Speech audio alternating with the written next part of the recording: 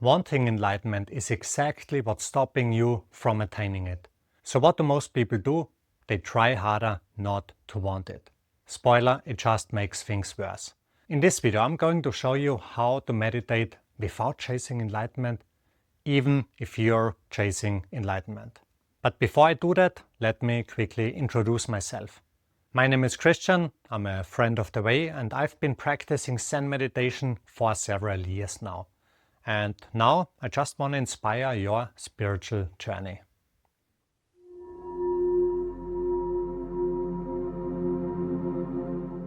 Everybody who is somewhat aware of any legitimate spiritual teaching knows that desire or wanting is one of the main reasons why we suffer and why we think we are not enlightened. I am not enlightened and I want to attain enlightenment so that I always feel good. We take our current situation, we find a reason why it's not ideal, and then we imagine how it could be better. And the price for doing that is suffering. And let's say we get to be in that situation we imagined some time ago. Guess what? It becomes our current situation again, where we find a reason why it's still not perfect. And we imagine how it could be better. And to make things even worse, you've already figured this out. And instead of chasing money or chasing the perfect partner or whatever, you are now chasing enlightenment because you have heard that enlightenment is the ultimate state, where you are free from everything, in constant bliss, always and forever. The only problem is you want enlightenment, but wanting is the main obstacle to attaining it. Buddha even said that desire is one of the root causes of suffering. So this must also count for wanting enlightenment, right? You want enlightenment, but you also know that wanting it is the main obstacle to attaining it. And now you might try really hard not to want it. Since wanting enlightenment prevents it, you might switch to the method of trying not to want enlightenment, so that you can eventually attain it. The only problem is, wanting not to want is still wanting. You might even convince yourself that you have stopped wanting, and maybe, for whatever reason, you might even feel a little better because you pretend that you don't want anything anymore. You think you're now on a good path, coming close to enlightenment, since you have stopped wanting altogether. Life is in flow and everything seems to go on really easily. But for whatever reason, you get snapped back into a state of suffering and despair. You might even feel more disappointed now. I almost had it. I was so close. But you failed. And you are now disappointed with yourself because you failed, and you don't want to fail. If you had just meditated more or repeated more mantras or whatever, you would still be exactly where you were, and you would be much better off than now. And the next cycle of suffering has already begun. You're constantly going back and forth between feeling like you're on a good path and feeling like you have failed. But you also know that wanting it to be different or trying to make yourself not to want is still wanting, and that it will make you suffer even worse. So what can you do in this situation when you feel completely stuck? No matter which way you turn, it feels wrong, and you don't know the way out. Recently, I've discovered an interesting interaction between a Zen Master and his student. The student quoted a line from the 4 Great Vows in Buddhism. Desires are endless. And he asked the Master what it meant. For all of you who don't know about the 4 Great Vows, they are something you usually recite at the beginning or end of a Zen practice, with the group, with the Sangha. Sentient beings are numberless, I vow to save them all. Delusions are endless, I vow to cut through them all. The teachings are infinite.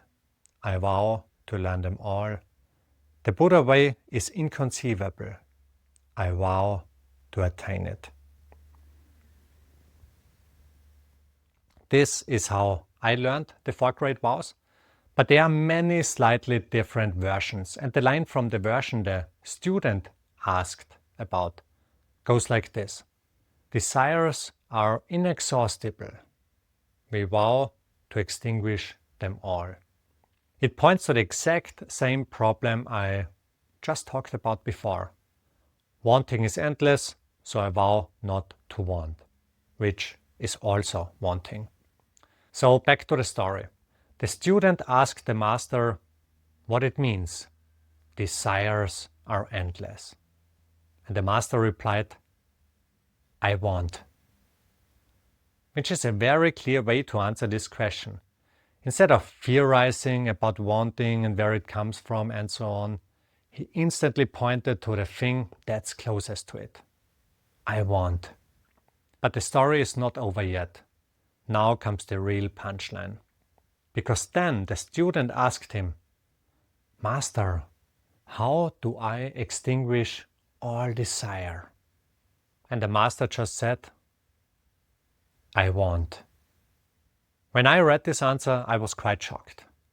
Because instead of giving an explanation or even a solution to the issue of wanting not to want, he simply pointed straight to the issue and resolved it. On a surface level, it doesn't even make sense. The student asked how to get rid of all wanting, and he just said, I want. Instead of fighting this wanting or trying to resolve it, he simply accepted it as it is.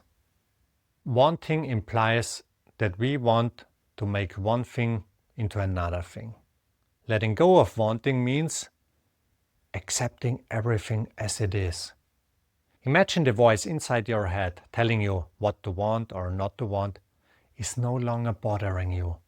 You see all the thoughts and impulses that make you want something, but you are no longer interested in them. You're not investing any more energy into this habit of wanting, and you just accept it as it is. This does not mean that you just follow every want that comes up or that you get bounced around by wants. It's actually the exact opposite. Since you are no longer invested in fighting this mechanism, because fighting would only strengthen it, you become much clearer about which ones you want to follow and which ones you don't. You're not attached to wanting anymore, and you accept everything as it is. When the Zen Master was asked how to get rid of wanting, and he answered, I want, he basically accepted wanting as part of human life. He didn't fight or deny it, but accepted it so fully that he became completely free from it. Because we don't become free from things just because they are no longer present. We become truly free when anything can be present and we are not bothered in the slightest. This is true freedom from wanting.